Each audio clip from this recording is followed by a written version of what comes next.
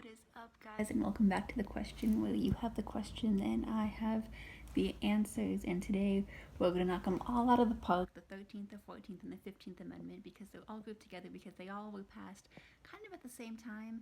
It's a long history, and we're going to get there because even though these things happen, there's been a lot that we don't know about these very important amendments that we still bring up and discuss every single day. So if you're new here, be sure to hit that like button, be sure to subscribe. I bring out new content. I try to every single week, but let's be real, mental health is not always there, and sometimes I miss it. I just talk about history stuff. So let's get to the 13th, 14th, and 15th Amendment. To the 13th Amendment, which is the easy one, is the Emancipation Proclamation. It ended any, previous bonds of servitude, and it is most notable for freeing the enslaved African Americans. However, it did not happen the way we think it happened. It did not actually become ratified within Abraham Lincoln's lifetime. We thought that he just gave a speech and boom, it was done. But no, it was a long ratification process because the North was completely on board, with ending slavery. But we had to convince the South.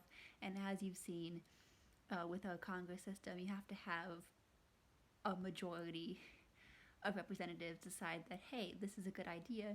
And who has most representatives? The South. So it was actually ratified after Abraham Lincoln died under Johnson's reign, which is ironic because he was super racist, but we're going to get to that later. Also,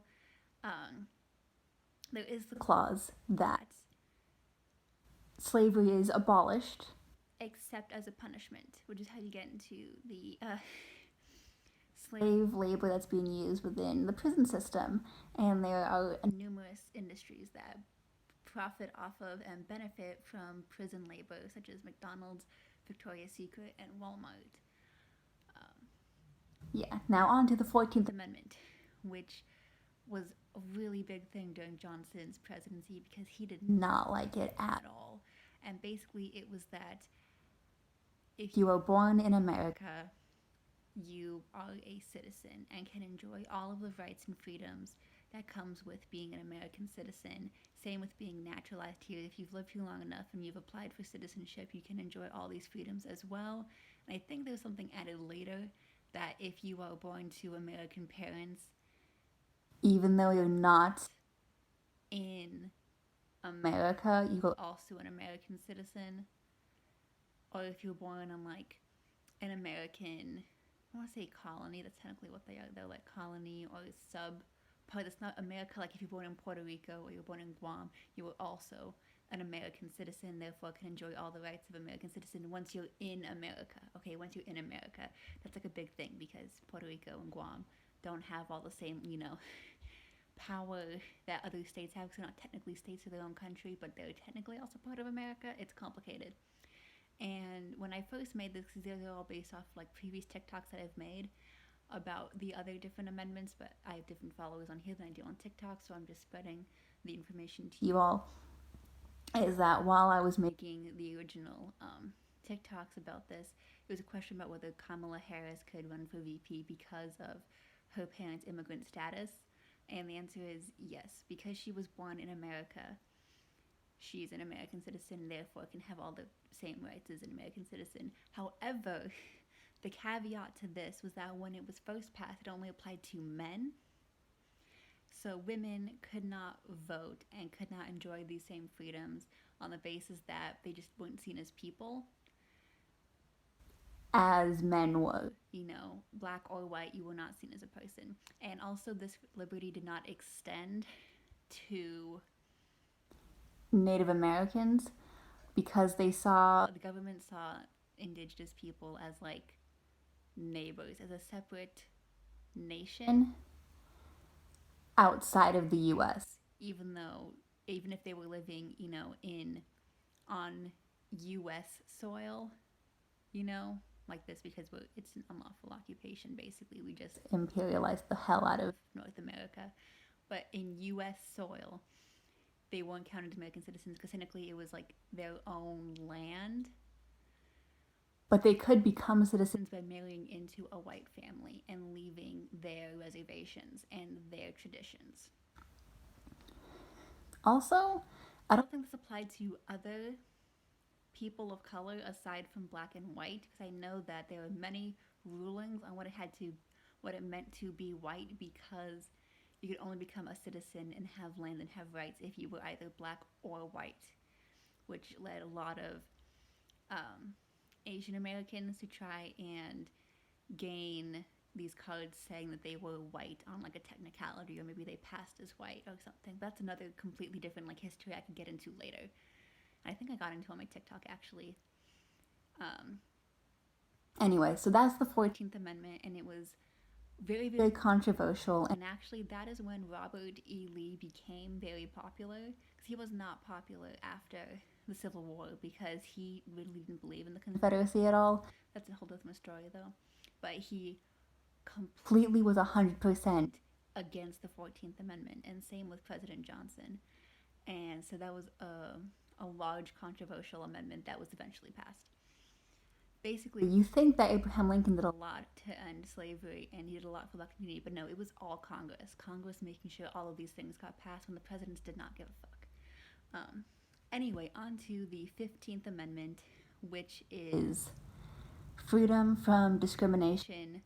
Not from discrimination as a whole, but basically they can't bar you from voting because of your race. I think later sex was added, after the 20th Amendment. But basically, they cannot stop you from voting because of your race. This did not stop people from trying, though. As you've probably heard, there were many laws made to make it a lot harder for this black community to vote, like grandfather clauses and literacy tests and loitering bills, and basically just arresting them as for anything, so they would be disenfranchised and could no longer vote. And while these laws were in place on a state basis, like state by state basis, it was not a federal thing, these kinds of discriminatory policies weren't outlawed until 1965, almost 100 years later. Which means generations upon generations of disenfranchisement. And the reason they were able to do this was that originally they couldn't. Originally, Reconstruction was actually going very, very well. And something that people don't talk about is that right after the Civil War, it was going pretty smoothly,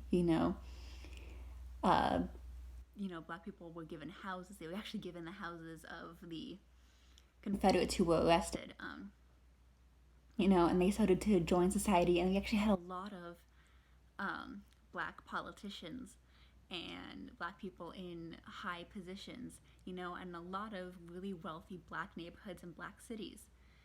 Predominantly black cities. Well, not segregation hadn't really become a thing. And it started to become a thing, socially, but not legally until later. But once again, the timeline is messy. Things just happen a lot at once. But no, they were becoming really, really successful, especially in the South, because that's where the majority of the black population was.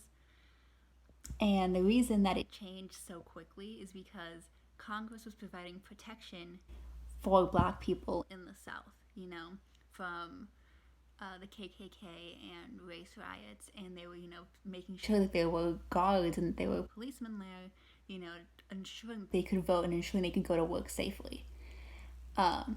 But in this presidential election, there was another tie. And this was the election that Rutherford Hayes eventually won. And basically the agreement was that if the Republicans, remember, Democrat and Republican was reversed then, so Republicans were like the good guys, kind of. Both of them were kind of shitty, but these were the ones who were like, slavery is bad.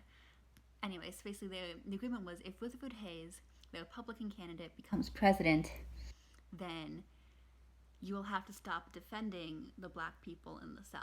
You'll have to pick up all your guards and go and stop protecting them. And the Republican Party said, yeah, sure. We'll do that. Which a lot of the black community was angry about, because now they're being subjected to these discriminatory laws, which technically aren't illegal because you're not stopping them from voting, because you're spreading the laws to everybody. They're just disproportionately affecting the black community because of the time that they spent as slaves in America. And know now that they were being attacked by the KKK, and now they were being run out and being blamed and being shot at and being killed.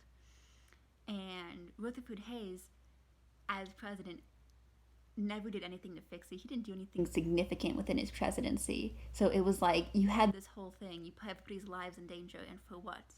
A man who did nothing. And that is actually the very beginning of when the party switched from where it was then to how it is now. Because a lot of black people who were originally part of the Republican Party were like, wait, they don't think they actually have our best interests at heart.